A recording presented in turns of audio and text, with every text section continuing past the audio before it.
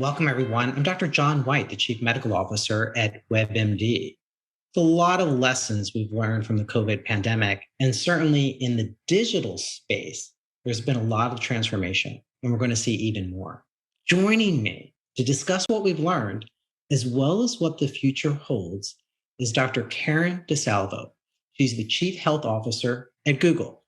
Karen, it's nice to see you. John, it's great to be here. Thanks for having me. Now, Karen, I know your interest in public health, acting assistant secretary for health, national coordinator for health IT, commissioner of health in New Orleans. So I know your interest over the past few decades. But what is Google's interest in public health?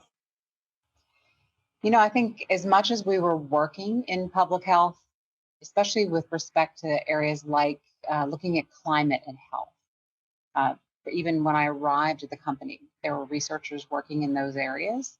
Mm-hmm. It was certainly the pandemic that caught our attention about how we are actually a public health company. And we have responsibility and accountability to the hundreds of millions of people that come to platforms like Search every day asking questions about health. And COVID was a very big request that we were getting. And so we knew quite early in the pandemic, we were going to need to amplify the messages of public health entities, starting with the World Health Organization and over time getting granular to your city health department, and then also help them get those messages out to make them more engaging, more interesting through a variety of channels and tools that we have that maybe we can talk about. But certainly for us, it's about information as a determinant of health and seeing that we're helping public health get the information out about how they can help them, people can help themselves and help their communities. I want to push on that issue of information as a determinant of health, but I gotta backtrack for a second when you say Google's a public health company. You think people are going to be surprised to hear you say that? Be like, really, a public health company? We are a life company, honestly, and public health is a critical part of life. It is also true, John, that the definition of public health is what we do together as a society to create the conditions in which everyone can be healthy. That's a slight paraphrase of the National Academy of Medicine definition. And it is true that every institution, company, and person has a responsibility to lean in on public health. So I believe pretty firmly that as a company, but especially as a life company, we have a role to play. And there's been many ways that we've been supported throughout the pandemic and are continuing to work with public health as we move into what will be the next chapter when the pandemic finally ends. What everyone wants to know, I'm asked this a gazillion times at WebMD. I'm sure you're asked even more. How do you tackle misinformation? It's critical people get reliable, credible, useful, practical information. But there's so much misinformation out there. And it's been really especially difficult during the pandemic for a variety of reasons. I think some of it is that science has been unfolding in front of everyone's eyes, not just the clinical world. Clinically, many of us have been so busy learning every day about what's evolving with respect to testing and vaccinations and countermeasures like therapeutics to treat COVID, much less the virus itself. It's not just the clinical world, because the way that the scientific enterprise has made data available, even in preprint, has made this much more a part of the general population's access to information.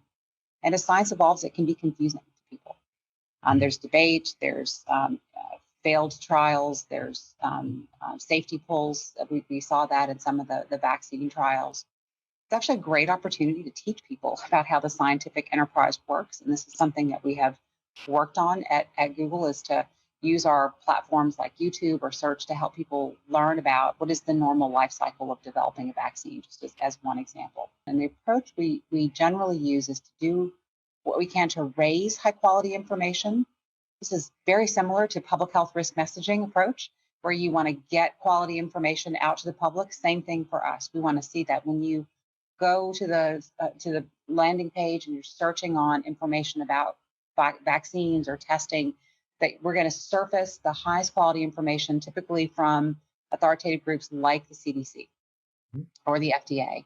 And then where needed, we'll help build out what we call knowledge panels. So we'll work with the CDC or others to help push their information forward. We do something very similar on YouTube, but on YouTube we have the opportunity to work with messengers. So it's not just the message to raise, but the person delivering that. And so influencers who already have large followings have worked throughout the pandemic to partner either interviewing Fauci or bringing forward high quality content.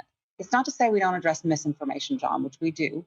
We do that sometimes through AI identifying misinformation words, COVID is a hoax, or we do that manually by looking at the video, have clinicians that do that, or sort of thinking through carefully what is the gray space. I do want to call one particular thing out, though, which is that disinformation is a particularly challenging issue because that is the intentional spread of misinformation, and it can be very difficult to keep up with. So we're thinking in all those buckets literally every day, and not just about COVID, but about all health information, and working with external parties and partners like American College of Physicians or the National Academy of Medicine or the New England Journal of Medicine to raise up the highest quality information and highest quality content that we can. So that's what people have the best access to. You've been talking about social determinants of health before it was popular to talk about social determinants of health. And now Google is talking about how it's involved with social determinants of health because of your efforts. And one of those areas is in the space of food insecurity. And this concept of people want to search content, but then they want to connect it to something. We often talk about that at WebMD, connecting content to care. But you're in many ways connecting content on things like food insecurity and food pantries and then help direct people to those locations. Can you talk about your work in that? Food is often one of the most common social determinants that causes people to either seek care because they have medical conditions related to their food insecurity, or they're just hungry. And so they arrive in the emergency room because they haven't been able to feed themselves. This is a common refrain that people who've taken care of low-income seniors would know, unfortunately, very well. One of the things that we have done is you search on food stamps or SNAP in your area. We put buttons right at the top of the screen so that's easy for people to click on those buttons and enroll or see if they're eligible for food stamps in their state. That's an example of how we want to help people not just get information, but take those next steps on their health journey. We do this for social determinants, and we're going to add more supports as we can. You may have also seen that we're trying to help people get access to care in a very similar way, finding a doctor that takes their insurance and being able to schedule right online. Again, really just trying to curate that ecosystem to make it as easy as possible for people to take those next steps to support their health or to be along their health journey. Now, everything didn't go as well as one would have planned during the last 2 years. And one of those areas is in the area of contact tracing. Here we had the technology, here we had the tools to do that. We know the role of contact tracing in terms of reducing infectious disease. We saw around the world, typically it was less than 10% adoption of these contact tracing apps. Why do you think that was the case? Do you think it was an issue of concern about privacy? But what was going on there? What would you have done differently too? Contact tracing is an important capability for public health, but given the success of public health and medicine in knocking out communicable disease, there's not a lot of capacity especially in high income countries like the U.S. And so we were asked a lot to how could we potentially help with contact tracing. And so we developed in partnership with Apple an interoperable, basically API, so a way for an app to be built that people could put on their smartphone. It was a way for Bluetooth Low Energy to be used about proximity of phones for a certain amount of time. And I remember when the engineers asked me about it, I thought, oh, I was so shocked that you could do that. And I needed them to explain the technical piece. Now, I'm not completely naive about technical issues. I'm certainly not a software engineer. But if you take the surprise and learning that I had to do being inside of Google, and then we had to talk to public health institutions around the world for adoption. And it was difficult because public health didn't have all the language to understand what we were offering. And especially in the US, where we had to go state by state by state. Now, in places like the UK or Germany where there's a single national public health entity that could adopt it and pick it up. We have much better lessons learned. There was higher adoption. They were able to do research to show that it saved thousands of lives and averted infections. In the US, because of the structure of public health, it was much more difficult to build the trust and the relationships. What's great about it is that now we've listened to public health also, we've iterated the technology, and we have built strong partnerships with groups like the American Public Health Laboratory Association. And going forward, those are opportunities for companies like Google to continue to be a part of the public health ecosystem and be helpful where we can. Search serves such an important role in our lives, many positive aspects, but some people say we're spending too much time in front of our screens.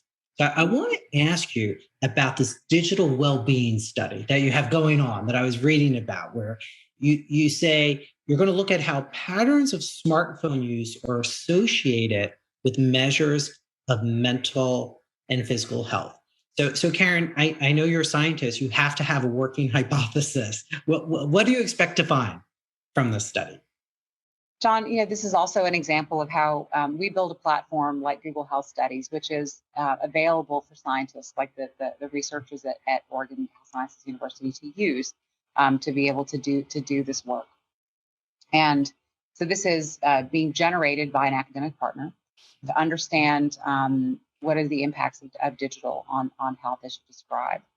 We care about two things very much here, and it's a reason that we want to partner on this. One is we care about mental health. It's a really important priority for us right now in 22 and going forward, not only mental health, but substance use disorder. And we have a number of partnerships to try to understand how we can amplify information, provide data to inform action. Digital brings a lot of good things to our lives. So do screens. They can be really helpful for things like telehealth visits. On the other hand, too much can be emotionally or physically difficult for individuals. So we just want to understand that. And I think it also ties in, John, to our broader thinking about how important it is for us to recognize that digital is not the only solution. It's just a part of the set of tools. And so understanding how people respond and interact and how that varies based upon the color of their skin, their socioeconomics. These are things that we want to know more about as we build inclusive products and as we're thinking about driving equity with our digital tools and not just putting them out there because we can. We want to do it because it's going to make a difference. I want to end with a quote from you that I really like, and I wish I had said it myself, but maybe now I will. And you say, I saw it online. You say, "My job is to get up every day and make billions of people healthier." It's a pretty great job. So I'm really grateful, and all of my journey has helped inform and guide the way that I think about this responsibility that I have here at Google. But it is going back to the beginning of our conversation that we are a life company and health is a critical part of life. People are coming to us wanting good information. And what I want is for Dr. Google to be trusted.